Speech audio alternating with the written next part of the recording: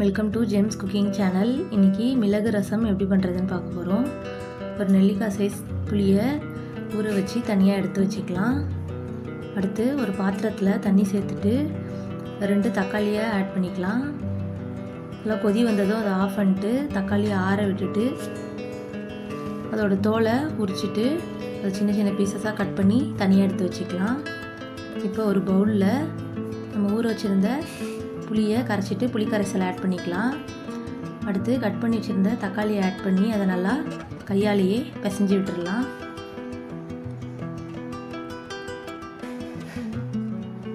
ஒரு table spoon போல் மிளகை இடித்து நல்லா கொரகொரப்பாக எடுத்துக்கலாம்.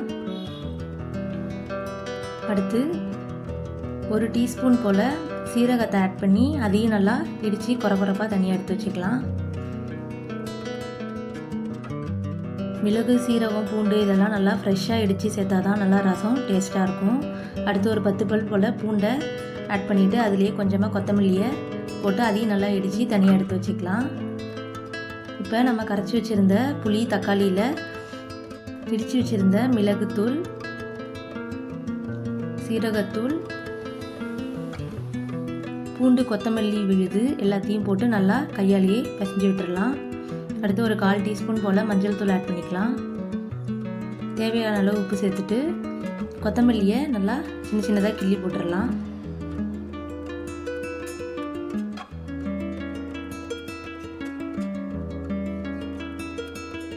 அடுத்து ரசம் தாளிக்கிறதுக்கு ஒரு வாணலில் ஒரு டீஸ்பூன் போல் எண்ணெய் ஆட் பண்ணிவிட்டு அதில் ஒரு 1/4 டீஸ்பூன் கடுகு நல்லா பொரிஞ்சதுக்கப்புறம் ஒரு வரமிளகாயை ஆட் பண்ணிக்கலாம். அடுத்து ஒரு 1/4 டீஸ்பூன் பெருங்காயம், ஒரு கொத்து போல் கருவேப்பிலை ஆட் பண்ணி நல்லா வதக்கி விட்டுடலாம். இப்போ நம்ம கரைச்சி வச்சுருந்த ரசத்தை அதில் ஆட் பண்ணிக்கலாம். தேவையான அளவு தண்ணி ஊற்றிட்டு லைட்டாக கொதி வந்ததுமே ஆஃப் பண்ணிடலாம். சுவையான மிளகு ரசம் ரெடி.